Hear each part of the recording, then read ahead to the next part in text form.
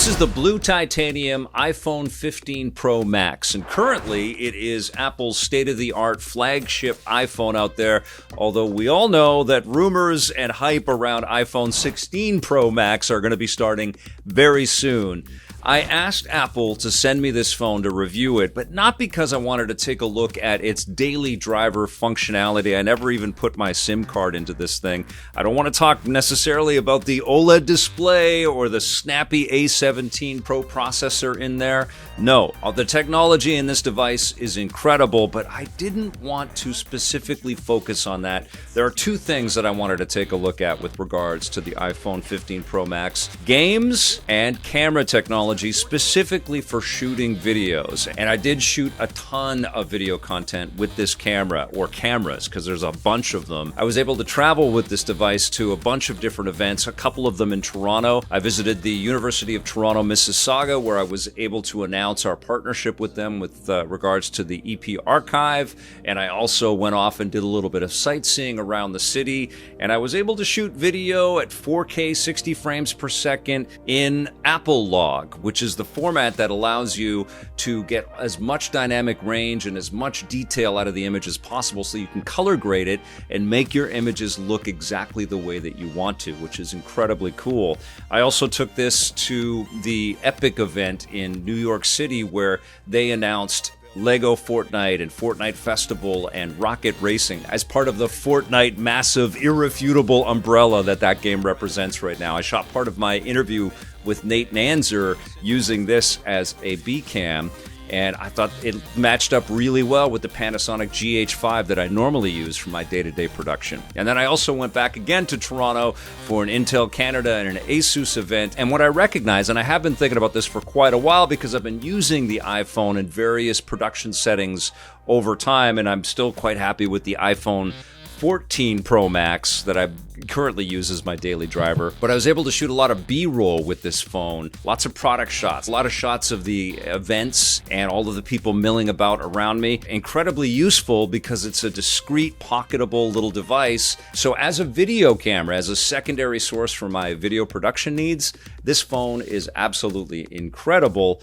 But the main reason that I wanted to talk about this device is because Apple has started to talk a little bit differently about video games. And if you tuned in to watch their Wanderlust event to announce their iPhone 15 line, you could see that Apple is starting to discuss AAA games in a bit of a different way. Of course, they talked about mobile gaming with regards to the iPhone 15 line, and they showed the Division Resurgence, they showed Honkai Star Rail and Genshin Impact. But then things took a different turn, and suddenly we had Capcom's Tsuyoshi Kanda pop up and talk about Resident Evil Village and Resident Evil 4 Remake running on an iPhone 15 Pro and Pro Max. And then there was a discussion of Assassin's Creed Mirage coming to this device, the exact same game that I reviewed in the fall. And I was like, oh my God, maybe Apple is starting to take AAA gaming seriously.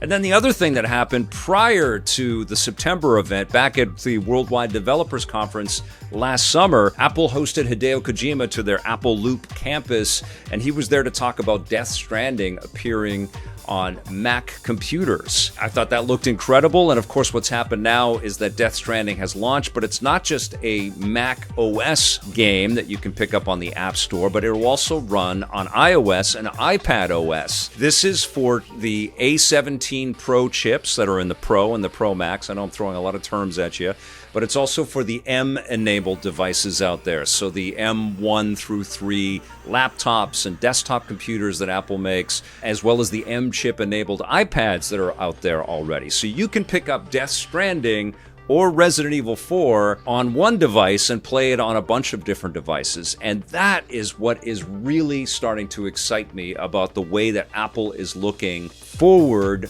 with these games. Death Stranding is out there. Assassin's Creed Mirage is going to be out there pretty soon. We've got Resident Evil 4 on this device. I was also blown away by the image quality of Resident Evil 4 coming off of my MacBook Pro screen. And I know all of this sounds crazy because we haven't really thought of Apple as a gaming juggernaut. We've seen them be a little bit blasé and indifferent around their commitments to video games, even though they've made tons and tons of money with video games. And they did launch the frankly great Apple Arcade that I'm a big fan of, because they've been propping up all kinds of cool partnerships, like the Sonic the Hedgehog game. They've got an NBA 2K24 Arcade Edition, which looks pretty phenomenal on the phone. Looks a little less impressive on a computer when you stack it up to the full NBA 2K24 game that you can get for PCs and consoles. But even still, there's lots of interesting choices. There's James Bond game in Apple Arcade. And so Apple has been doing this interesting dance, still partnered with lots of different mobile game companies, making lots of money on the App Store for a lot of free-to-play games, and taking a cut on all of the cosmetic stuff and all the different loops that people get into with mobile stuff out there. But they've also offered through Apple Arcade games that don't cost any more money than that subscription fee that you pay every month. There are no microtransactions in those games. That's why I'm a big fan of that service. But here we are now on this precipice of partnerships with people like Hideo Kojima, talking about Apple as a full-on AAA partner with the technology that exists out there. And as much as I am a fan of being able to play these games on the iPhone, I do have to say that squinting to try to see all of the on-screen HUD elements and to try to make out all of the details is a little tricky. You know, the screen is beautiful and it's gorgeous with its HDR lighting, and all the detail is in there, but it's pretty hard to see all of the stuff that has been made for large television sets and large computer monitors. What's really exciting to me is what this means for things like the iPad or the iPad mini, which can stack up, I think, quite favorably to devices like the Steam Deck or the next Nintendo Switch, if this commitment continues and we get more AAA stuff and AAA games that aren't reliant on, years of extra development and extra coding, and then we finally get them in the Mac ecosystem or the iPad or iOS ecosystem. If Apple really starts to reach out into the community and bring these games a little quicker to these devices, it's going to get very, very interesting, particularly when you factor in things like if we get an Apple TV device that uses a faster processor like the A17 Pro chip or even one of the M chips, it will become a fully capable little home gaming console, which is crazy to think about. And it's also quite clear that games will become, I know they're not right now, but games will become incredibly important for Apple Vision Pro. Gaming in this AR, VR kind of mindset is so integral and so important. And if Apple is starting to court some of these AAA partners, and they're starting to invest in things like taking advantage of the hand tracking for Apple Vision Pro, things could start to get really nuts. It's definitely an interesting week to be talking about this, because this is the week we're going to find out about some of the plans that Microsoft has around games. And of course, they've been buying all of these studios. But I think Apple has been silently watching and observing and doing some interesting negotiations and interesting deals behind the scenes, some acquisitions as well of some pretty cool technology.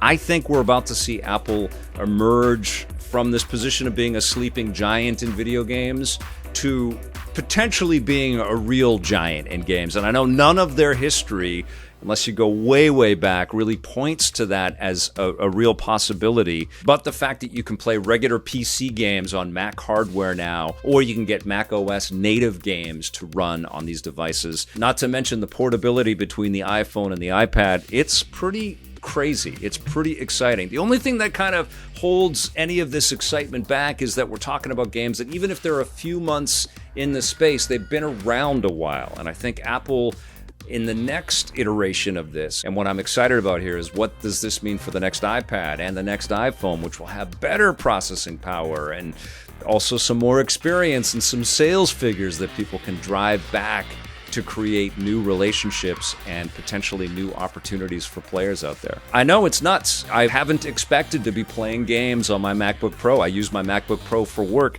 I haven't been expecting to play AAA games that are still super hot that we've been talking about, like Resident Evil 4 as one of the contenders for best game of 2023 on an iPhone. But that's the reality that we're in. and it's pretty damn impressive. So it's cool to see, Apple. I hope you continue to invest in this space. It's just an offering of unbelievably valuable fun for your consumers out there and all of the people that are carrying these devices around. I'm pretty damn impressed, though. Apple's done some pretty good work for the iPhone 15 Pro Max. And as a camera and as a game playing system, which is the two things that excite me the most about this little handheld, I gotta say, I'm very pleased. I'm gonna give the iPhone 15 Pro Max an 8.5 out of 10. And I can't wait to see what they've got cooking for the iPhone 16.